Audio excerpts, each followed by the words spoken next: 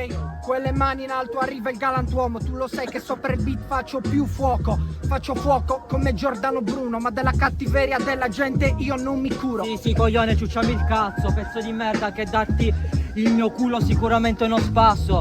Con il tuo fuoco mi accendo una grandissima sigaretta, per questo che c'ho nella testa il catarro. Ok, prima di parlare di me, impara a parlare tu contro di me, non parli il boom bap. Tu lo sai che questa roba è sempre porta originalità e contro di me muori tipo Gran Montana. Cazzo me ne frega, coglione.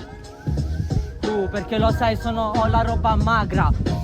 A Tarro stanno facendo le selezioni per il nuovo Temptation Island. Ok, Temptation Island, ma il galantuomo rima e tu lo sai che quando rima tira fuori una nuova aria. Se il tuo argomento è Tarros, ma io ti chiudo e ti sevizio come quei bastardi dentro Bade e Carro. È normale, fratellino, che sei un bastardo siciliano, però sai che sto diventando sardo, tipo che mi hanno dato la parola Tarros.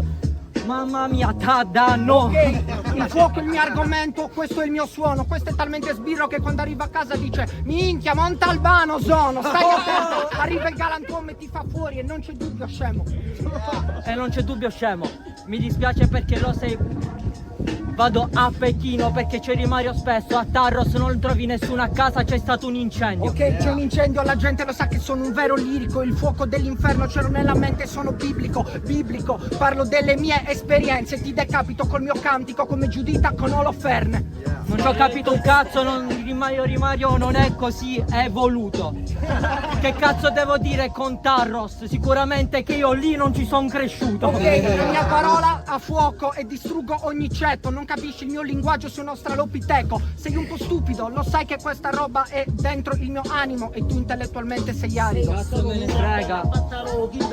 Te lo metto nel culo e mi dispiace l'uomo. Da bambino giocava sempre a Pokémon, che giocavo a Tarrosso Fuoco.